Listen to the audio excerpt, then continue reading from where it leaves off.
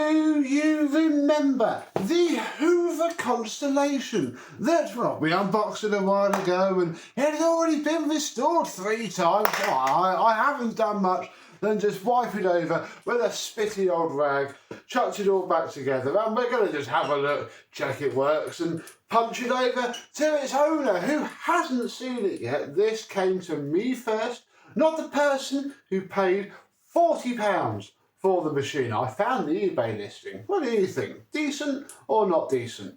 I'll tell you what I think at the end of the video, should you last that long. But for now, let's see how this iconic spaceship vacuum cleaner turned out.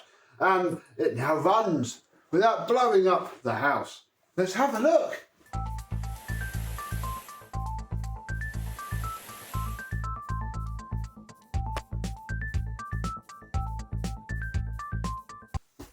Yes, hello, my vacuum cleaner and vintage Hoover chums. How are you today? Yeah, the original listing, this thing was sold as spares or repairs. So, you know, they obviously found the issue with it tripping the mains completely, which I'm trying to pad out whilst removing this incredibly long cable. Incredibly long, but incredibly decent. And it is now not earth. The earth lead just doesn't do anything either end of this, live and neutral only. We have our lovely Volex plug, where it's cleaned up very nicely indeed. Yeah, I mean, yeah, I wiped the cable down. We didn't go to town on this one, bless it, because, I mean, unfortunately, the elephant in the room is this hood. I mean, it's a shame about the paintwork. It's an even bigger shame about the rivets and the random holes on the back. But, I mean, you know, it's probably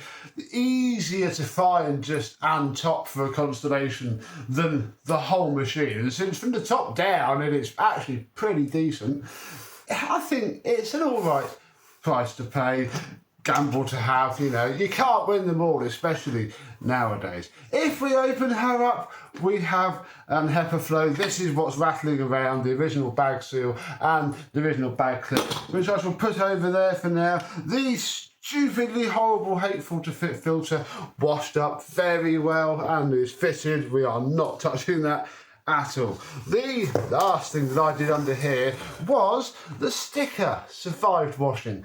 So I just added just a little something, 25 odd years later, there we go, and that is done. So that's the top half. Let's move on to the bottom. Now the underside is better than the top. Certainly this part here, which is all you really see, that is pretty nice indeed. The switch is comically faded, sadly. I mean, look, it's all right underneath, look.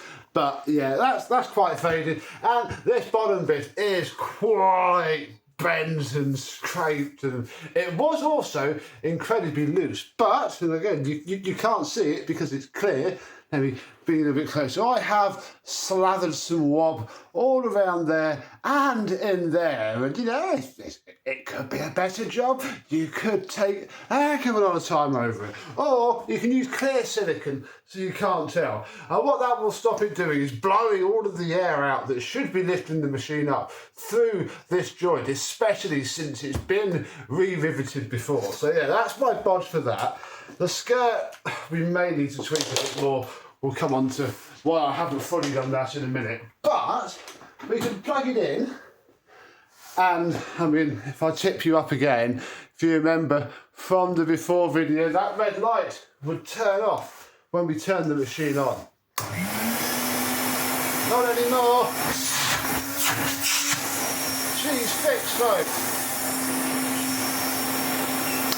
I don't quite know what it was. It was so flipping full of oil in there. Literally, those 3 services must have just been, they took the top off, dumped half a bottle of 3-in-1 oil in it, and put the top back on for a year for some reason. Or, you know, it was the earth lead, because it was earth to the body, and I don't know how electricity works, but it wouldn't surprise me if that did it. But, beautiful. And it does sort of go. Problem is, it's quite hard, because as soon as I push down, it doesn't, which is why you have to push from the bottom to get it all glidey. So, we need to fit a hose. And if we're going to go to all the effort of fitting a hose, we may as well fits something else. And the first thing that we're going to do is probably going to make some of you happy, and that is Mr. KB Hoover Service and Sales. Thank you very much, Carl. Had this for sale, an original Hoover Constellation handle and some lovely screws. I've just chucked this through the wash and given it a quick scrub. So yeah, massive thank you to Carl. The owner was very happy to have an original handle on it, and I almost don't blame him. Let's get this off, and this handle is something else. I've grown to quite like it. We need to find ourselves, where are you? There you are. Find ourselves the appropriate size socket, which I don't have, and it's only just close enough. No, it was that one. It's this one. Then we can set ourselves up, and I don't know, I don't think it's an official, Hoover Constellation pattern handle. I do think it's homemade. So we'll loosen that, then we'll loosen this one. Yes, Phoenix, I know. This isn't how you take off a Hoover Constellation handle. Then, we should just be able to do one side to start with. Carry on twisting. I should have chucked this in the drill, shouldn't I? Ow, ow. Oh, don't go tight at the end. There.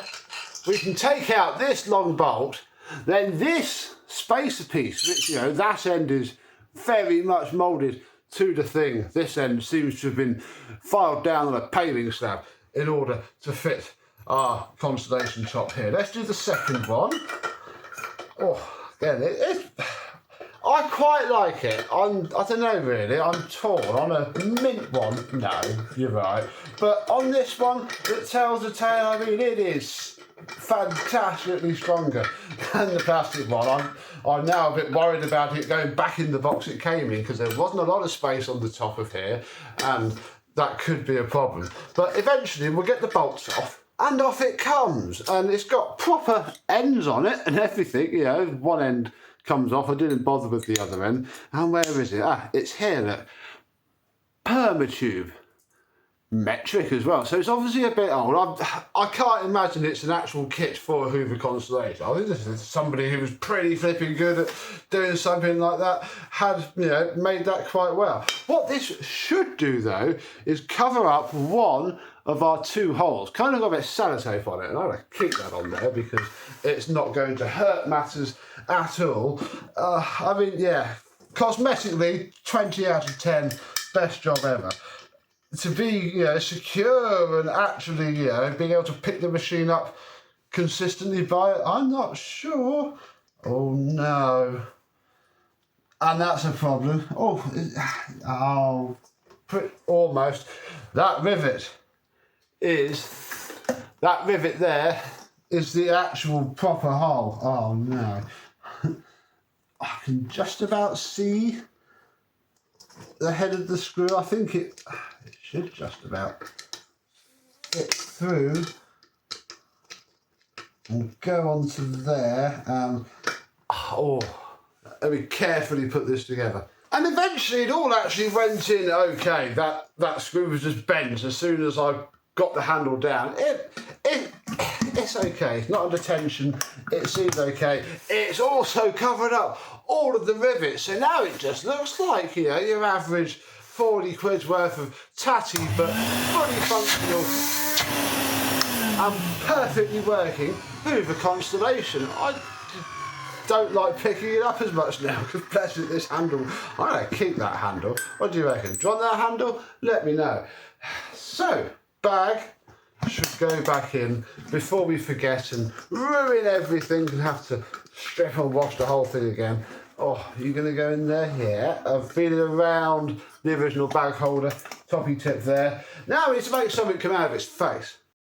And this is where, I'm sorry, originality lovers, it's time to skip now and move on to your next video. Because, white Hoover Flex hose doesn't grow on trees.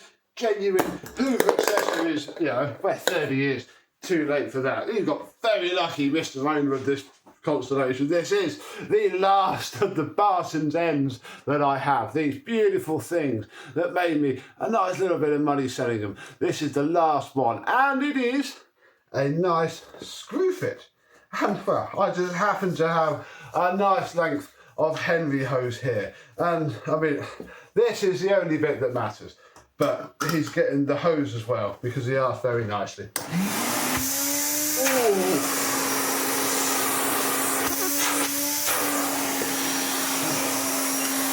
Yes, it does work. You have to pull up, so you need the hose. It doesn't work trying to do it properly. Oh, wow.